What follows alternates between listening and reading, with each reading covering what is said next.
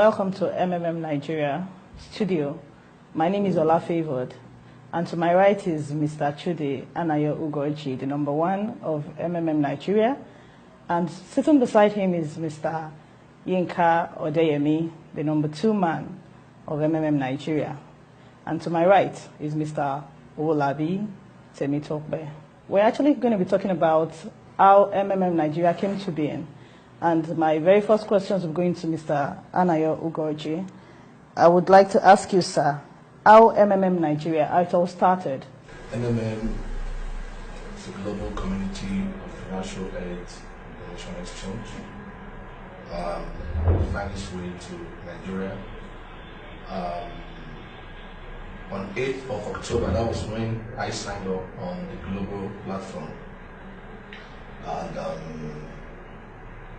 when I signed up, having read the ideology and having seen the situation we find ourselves in this country, that we actually need that program here to salvage the problem Nigerians are facing with finance and stuff like that. So I signed up, and they were looking for leaders who would help me to project this dream and vision across the nation. So I quickly sent information to some leaders, which my friend Yinka, one of the leaders I sent the link to, he was the only one who responded. So both of us started the movement, and the likes of Patrick came in the picture. Then on 17th of November 2015 was the official launch of Nigeria.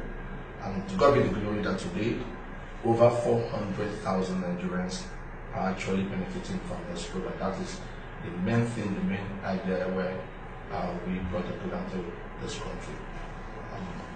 Thank you. Now to Mr. Yinka Odeyemi, would you please tell us what the ideology is actually about? Ideology at right from time been aimed at creating what we call a fair financial system. If every one of us understand what is going on around us now, you understand that the way the financial network, the financial system of the world is designed is actually projected at helping some set of people. Like, there's always this class thing that we know that the conventional things we hear of. That's why a lot of times you see that, there are some set of people that are in some particular scheduled, or let me say special areas, areas that are just for those class of people. And there are some areas too also that are just for the average person that is just coming up and the likes like that. So the essence of is to bridge that gap so that there won't be much difference. In fact, if you start up in and you get the ideology naturally instincted, or let me say ingrained in you, you discover that with time, that bridge, that gap that has been there, would gradually and with time get, it's going to get merged and get broken, and before you know it now, you'll be able to do what you have not been able to do financially. I know a lot of us, when we started up we've had some kind of dreams that we want to do, but because of financial challenges, we can't get there. That's why has come to at least help us to create that kind of fair financial system, whereby as a poor person, or let me say as an average person, you can start up with whatever you have, and that bridge of financial penury will be broken, and you can start achieving your financial dreams and objectives. That is the main ideology of and it's also to create a platform whereby every one of us can come together to help ourselves to achieve a lot of things together. So that's why we also used to use that acronym that in we have millions coming together to help themselves to also make millions together. That's the ideology. Okay, Mr. Olabi, to you now. In we hear that you get rewarded to a tune of 30% in the value of help you provide. So where does the 30% come from? Thank you. Like Mr. Ika said, we come together to help each other. Now people are asking where the 30% come from. Now this 30%, we pay ourselves the 30%. Like we said, there's what we call crowdfunding. It is through crowdfunding. Crowdfunding is a situation where we pay some people with some other people's money. Now it turns around. It's like a cycle where a set of people donate, like we do in and we pay those set of people who have donated in the past. Then another set of people comes to donate again.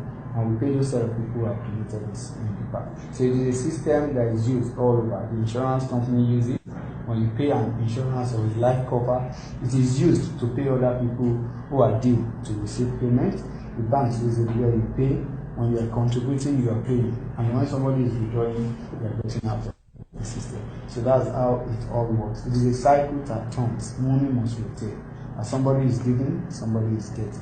So the 30% is paid by all of us in the system. So I guess it's more of something like a redistribution of funds, kind of. Yeah, it is a redistribution of funds where we get from those who have their spare money and doesn't need it now, and we give it back to those who need it now. Then in turn, when they need money, we see another set of people who wanted to donate at that particular point in time, who donate freely without any guarantee, at free on their own risk, by willingly and not being forced or coerced, because there is no guarantee. You are just giving because you are happy to give. So we inculcate the power of giving through that. All right, thank you. Mr. Yinka, my next question comes to you. Before now, we've heard, or we know that when programs like this, when they get into the country, they run for a period of time, and before you know it, it crashes. And even now, we hear people saying MMM would crash. So how long do you think MMM Nigeria would last? Thank you very much for that question. It's a quite interesting question, which I used to like to answer it just using the words of the founder of this great community, Sergi Mabrodi. In his words, he always say the actions and inactions of every participant as a way of contributing to the sustainability of this community. I used to break those two words into what would actually, because those are the major words that actually determine how long or how short MMM itself will last. First thing first is the word action. When we say action, to us as participants in MMM, the action simply means that for us as participants, we know that we are the ones that are actually bringing about whatever rewards we are getting on it, which is the 30%. And we also understand that how we get it is through our consistent donation, and also through ensuring that we are sharing the right ideology to people and getting them to also be part of this community.